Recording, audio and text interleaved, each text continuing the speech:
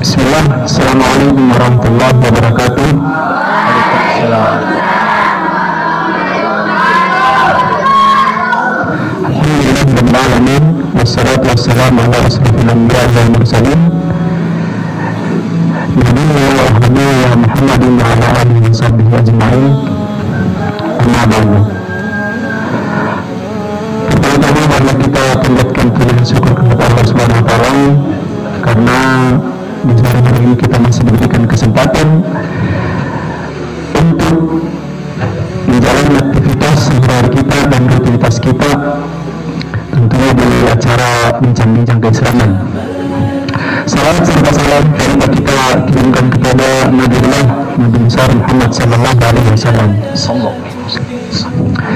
Alhamdulillah, jadi untuk bincang-bincang sore hari ini kita akan membahas seputar keutamaan menuntut ilmu. Alhamdulillah, materi kita sudah ada di hadapan kita. Jadi teman-teman live yang menyaksikan bisa menyiapkan pertanyaannya. Begitupun santriwan dan santriwati yang menyaksikan hari ini. Jadi yang akan membawakan materi pada hari ini yaitu Al-Ustaz Saiful Isham. Untuk menggunakan waktu sebaik mungkin kepada Al-Ustaz, waktu dan tempat kami persilahkan. Bismillah, alhamdulillah, wassalatu wassalamu ala rasulillah wa ala alihi wa ashabihi wa man tabi'ahum bi ihsan ila yaumiddin, amma ba'd. Nabi SAW katakan, man aradallahu bihi khairan yufaqihu fid din. Kata Nabi SAW, atau kama qal, siapa yang Allah Subhanahu wa ta'ala hendaki baginya kebaikan, maka Allah Subhanahu wa ta'ala akan pahamkan bagi orang tersebut atau hamba tersebut akan agama ini. Baik, para santri dan santriwati yang dimuliakan oleh Allah Subhanahu wa ta'ala, kami diberi tugas untuk membawakan materi seputar keutamaan menuntut ilmu. Kalau berbicara tentang ilmu, kami yakin kalian sudah paham semua, sudah hafal semua dalil-dalil atau keutamaan tentang menuntut ilmu. Lakin ala kulli hal, min babil faidah, tidak mengapa kita mengulangi. Yang pertama, keutamaan bagi orang penuntut ilmu, ya khususnya menuntut ilmu syar'i. Ya, karena kan banyak ilmu kan. Ya, tapi yang dimaksud di sini adalah ilmu syar'i. Kata Nabi SAW, man salaka tariqan yaltamisu fihi ilman sahhalallahu lahu bihi tariqan ilal jannah. Dan ada beberapa lagi hadis yang menyebutkan yang mirip dengan hadis tersebut. Jadi kata Nabi SAW, man salaka tariqan yaltamisu fihi ilman, siapa yang menempuh suatu jalan, ya, untuk apa? Untuk menuntut ilmu, sahhalallahu lahu bihi tariqan ilal jannah, maka hamba tersebut atau orang tersebut akan dimudahkan untuk apa? Untuk masuk surga.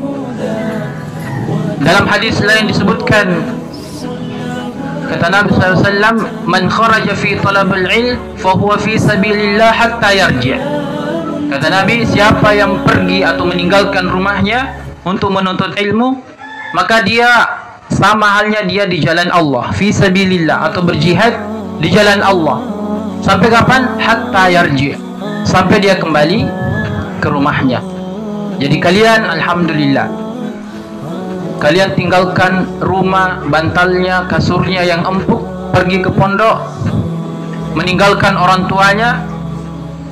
Untuk apa? Untuk menuntut ilmu. Maka ini sebuah keutamaan, yaitu kalian berada di jalan Allah. Sama atau sebanding pahalanya dengan orang yang berjihad di medan perang. Sebanding pahalanya, tapi tidak sama ya. Jadi jangan berarti bahwa kalau kita menuntut ilmu sama pahalanya dengan jihad, sebanding tapi tidak sama. Baik. Kemudian itu yang pertama. Menuntut ilmu akan dimudahkan bagi orang tersebut untuk masuk surga Allah Subhanahu wa taala. Kemudian yang kedua adalah dia akan menjadi orang yang kekal. Saya tanya, di dunia ini kira-kira ada orang yang kekal? Ada tidak? Tidak ada. Tapi kenapa orang menuntut ilmu kekal? Kenapa bisa? Namanya selalu disebut. Walaupun jasadnya sudah tidak ada atau di dalam tanah, tapi namanya senantiasa disebutkan oleh orang. Bahkan kita katakan rahimahullah, semoga Allah merahmatinya. Kalau para sahabat kita katakan radhiyallah. Apa yang membuat mereka sampai kekal namanya? Karena ilmu yang mereka miliki. Makanya bersyukur ketika kita menjadi salah satu di antara penuntut ilmu, khususnya ilmu agama atau ilmu syar'i. Apalagi kalau di pondok sini alhamdulillah ada juga tahfiznya kan, menghafal Quran. Dan ini nilai plus sebenarnya di pondok kita, karena ada tahfiz. Di samping kita belajar umum, ada lagi belajar pondok atau memperdalam lagi ilmu agama, bahkan pakai bahasa Arab lagi. Dan ini nilai yang maksudnya nilai plus banyak sekali lah plusnya. Baik. Kenapa? Karena saya pernah dengar bahwasanya la yatakallamu an hadzal din illa man arafa al-lughatul arabiyyah. Tidak pantas orang yang berbicara terhadap agama ini kecuali mereka yang faham bahasa Arab. Kenapa? Al-Quran unzila bil arabiyyah, ya kan? Al-Quran diturunkan berbahasa apa? Berbahasa Arab. Wa kadzalika hadis an-nabi sallallahu alaihi wasallam kulluhum bil arabiyyah.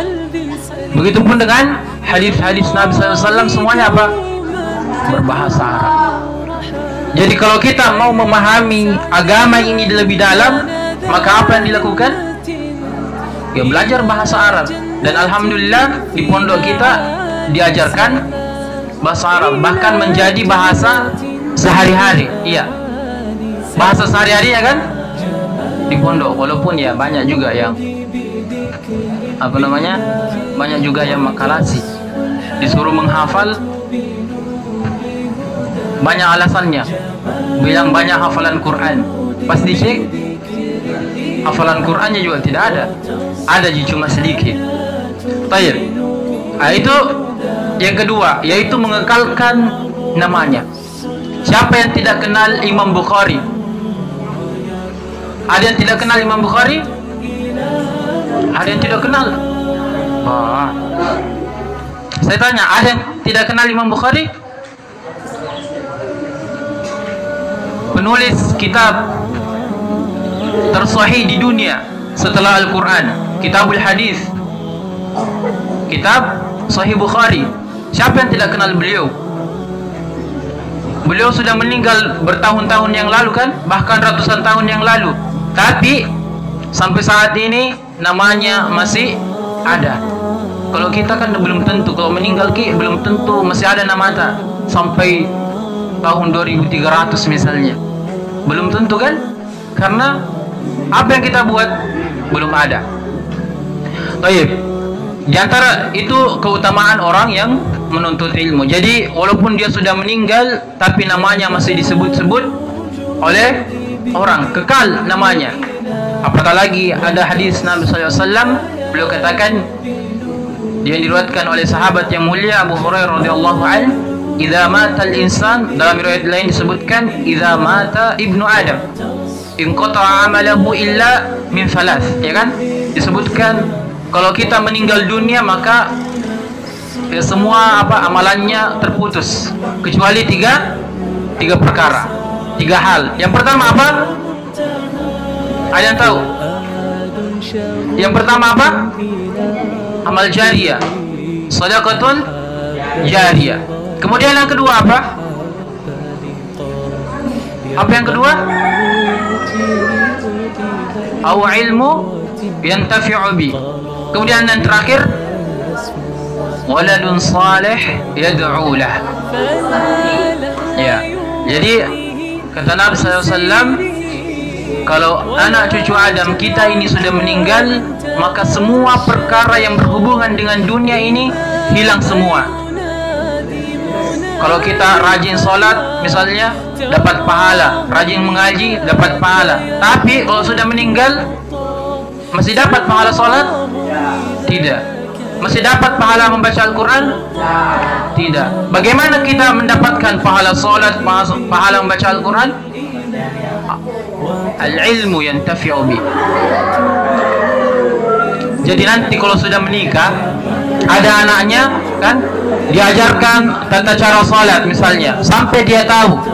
Kemudian diajarkan mengaji alif ba ta sa, ya, sampai dia paham, tahu baca Al-Quran, bahkan dia hafal. Maka semua bacaan yang keluar dari anak kita misalnya, atau temannya, misalnya kan pulang di kampung, ada temannya belum tahu mengaji, diajarkan alif ba ta sa sampai dia paham, maka setiap kali ia mengaji, membaca Al-Quran, walaupun bukan kalian yang mengaji, tapi pahalanya sampai kepada kalian.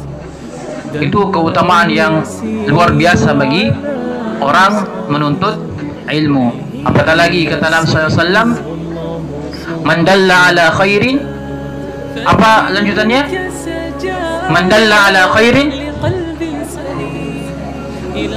yalla man dalla ala khairin, siapa hafal? Yalla.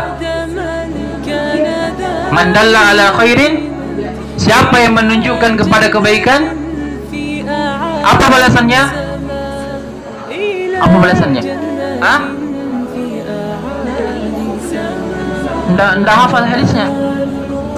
Man dalla ala khairin, ayallah. Putranya hadis terkenal sekali ini.